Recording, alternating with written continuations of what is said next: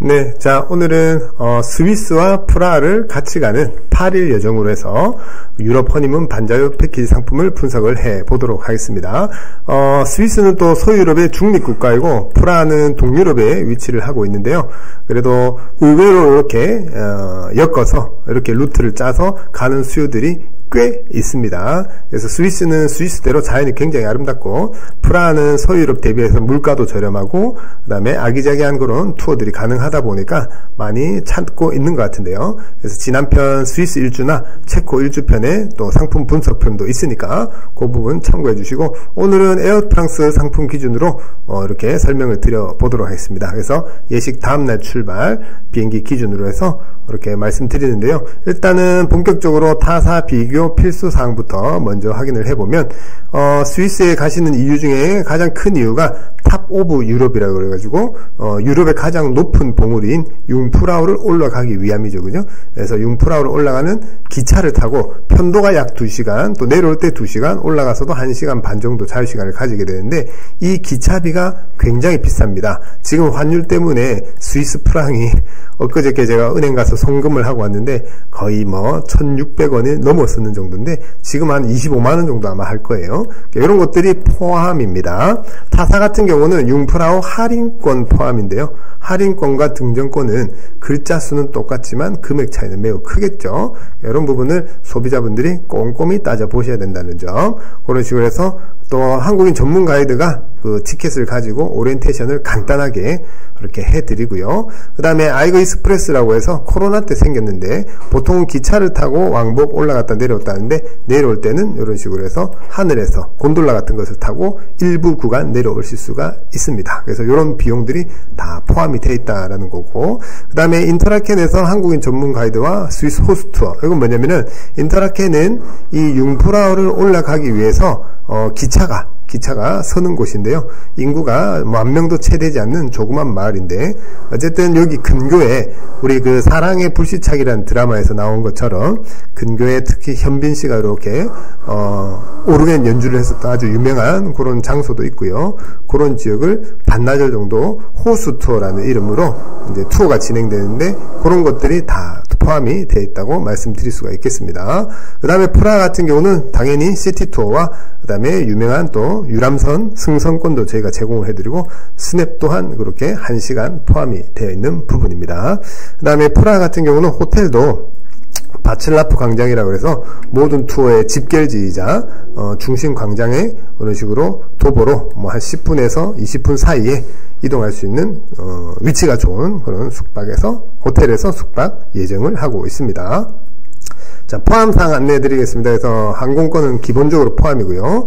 준특급하고 1급 호텔 이렇게 나누는 이유가 스위스 같은 경우는 이제 호텔 비용도 비싸고 특급과 준특급이 준특급과 1급이 크게 차이가 나지 않기 때문에 아까 얘기한 대로 인구가 얼마 되지 않은 산간 마을이기 때문에 굳이 돈을 많이 들릴 필요가 없다는 부분, 그 다음에 일정상의 한국인 가이드와 전용 차량, 앞서 말씀드린 가장 중요한 등전권, 그 다음에 스위스의 호스투어, 그 다음에 이제 이동 열차 티켓, 그 다음에 유람선 티켓과 그 다음에 스냅, 그 다음에 가이드 팁, 그러면 공항 픽업 이런 것들이 기본적으로 포함이 되어 있습니다. 불포함 사항을 먼저 짚어드리면은 호텔 텍스 같은 경우는 앞서 말씀드린 대로 자유여행을 가더라도 우리가 환경세, 교통세 같은 것이기 때문에 호텔에 직접 내야 되기 때문에 불포합니다. 그래서 1인 1박당 5,000원에서 10,000원 정도 호텔 등급에 따라서 차이가 있는 부분 참고해 주시고, 그 다음에 식당은 이제 현지인들도 물은 사 드십니다. 식당 가서. 그래서 물값하고 매너팁. 그래서 감사하게도 미국 같은 경우는 최소 팁이 18%, 음식값의 18%라고 하는데 많게는 22%. 유럽은 그런 개념은 아니기 때문에 그냥 말 그대로 매너 팁 정도만 제공을 하시면 되겠습니다. 여행자 보험은 저희가 이렇게 넣어드리고, 그 다음에 프라하 스냅 작가분 팁 25유로 정도 불포함 내용입니다. 그래서 한국에서 우리가 결혼 전에 스튜디오 촬영이나 예를 들어서 야외 촬영 해보면 계약된 시간 외에도 촬영하다 보면 좀 더 시간이 늘어날 수도 있고 또 촬영을 또 작가분이 엄청 열심히 해주시고 한다면 그런 부분에 있어서 팁이 이제 포함이고, 가이드 팁은 다 포함이라고 보시면 되겠습니다. 자, 그런 식으로 해서 또 중요한 것은 일정표상의 포함사항, 불포함사항도 중요하지만 타사와의 이런 비고사항 등에서 한 쌍 행사가 되는 경우 현지에서 출발 전에 취소가 되거나 혹은 변경이 되거나 이런 경우가 좀 있어요. 왜냐 그러면은 한 쌍만 가이드가 행사를 하면은 100% 마이너스이기 때문에, 그래서 뭐 나중에 뭐 출발 60일 전에, 출발 30일 전에 뭐 등등의 이유로 타사 같은 경우는 모객이 덜 되면은 연락을 해서 이런 변수가 있는데 저희는 그런 거 없다라는 거.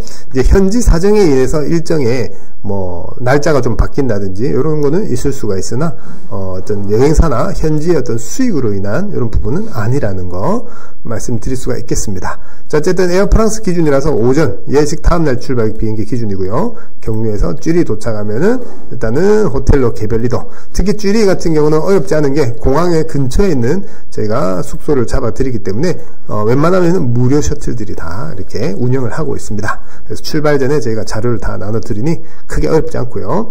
그 다음에 쥐리에서 우리가 목적지가 융프라고 올라가는 인터라켄 가시기 때문에 저희가 구간권 티켓을 다 드리고요. 이런 티켓에 관한 설명도 저희 유럽 허니문 TV 안에 보시면은 설명이 잘 돼 있습니다. 오픈 티켓, 뭐 구간권, 패스, 뭐 이런 데에 대한 설명들. 자, 어쨌든 쥐리에서 우리가 인터라켄까지 가면서 유명한 루제른을 잠시 내리셔서 이렇게 또 투어하고 다시 인터라켄으로 이렇게 이동하시는 개별 자유여행이라고 그렇게 보시면 되고요. 그 다음 날이 하이라이트인 인터라켄에서 융프라우를 올라가시게 됩니다. 그래서 가이드 분께서 오리엔테이션 간단히 해드리고 할인권이 아닌 등전권을 수령한 후에 말씀드린 그런 식으로 해서 1시간 반에서 2시간 올라갔다가 자유시간 2시간 가지고 내려오는데 또 2시간 정도, 그런 식으로 해서 융프라우에서 자유시간을 가지십니다. 그런 식으로 해서 요날도 마찬가지로 두 분이서 편하게 별로 이렇게 어려울 거 없으니까 다녀오시면 되고, 그 다음날 저희가 전용차로 해서 호텔로 우리 가이드분에서 앞서 말씀드린 호수투어, 아마 이제 호수투어를 운영하는 현지의 상품이 거의 없다고 보시면 되고요. 인터라켄은 아까도 말씀드린 대로 조그만 시골 마을이기 때문에 한국인 가이드분이 2분 정도밖에 되지 않는 걸로 알고 있습니다. 그래서 낮 투어가 될지 오후 투어가 될지는 나중에 확정서를 참고하시면 되고, 어쨌든 반나절 정도 이렇게 포함이 되어 있는 그런 부분입니다. 특히나 이젤발트는 굉장히 드라마로 유명했었던 그런 지역인 거죠. 자, 그런 식으로 반나절은 투어가 포함되어 있고 반나절은 자유일정 이렇게 보시면 될 것 같고요.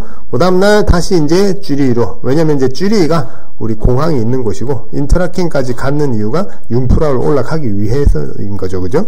그런 식으로 해서 이제 강원도까지 갔다가 다시 인천으로 오는 거고, 오픈 티켓으로 해서 저희가 제공이 되기 때문에 나중에 이제 보통 저녁 비행기 예정으로 끊기 때문에 마찬가지로 다시 쥐리를 가면서 뭐 첫날 올 때는 루제른을 봤으면 가실 때는 뭐 베른을 경유한다든지 혹은 뭐 다시 또 루제른을 가서 뭐 유람선도 또 타본다든지 그런 식으로 편하게 자율정을 짜면 되겠습니다. 자, 그런 식으로 해서 쥐리에서 프라하로는 이제 비행기 이동을, 여기는 이제 소유럽에서 동유럽이니까요, 이동을 하고 환경이 바뀌었으니까 이런 픽업 서비스도 포함이 되어 있습니다. 이런 것들이 이제 눈에 보이지 않는 비용인 거죠. 그죠? 그런 식으로 해서 주무시고 그 다음날 프라하 1일 투어 그런 식으로 진행이 됩니다. 그래서 1일 투어지만은 저희는 허니문들로만 구성되어 있는 남녀노소 3, 40명 운영되는 그런 팀이 아니라 허니문들끼리만 다니는 그런 투어 내용입니다. 그래서 이런 것들이 미세하게 좀 다르다고 했죠. 그죠? 아무래도 자유시간을 줘도 허니문들은 좀 많이 드려야 될 테고, 뭐 맛집이나 뭐 쇼핑 포인트나 이런 것들 많이 알려드려야 되니까, 그래서 같은 가이드가 나가더라도 대상에 따라서 운영하는 방법이나 서비스가 좀 달라지는 부분이죠. 그런 식으로 해서 이렇게 이제 전일 투어도 하고, 그 다음에 스냅도 그런 식으로 포함이 또 되어 있습니다. 또 아울러서 저녁에 유람선 티켓도 저희가 좀 드리는 그런 좀 부분들이 있겠죠. 그죠?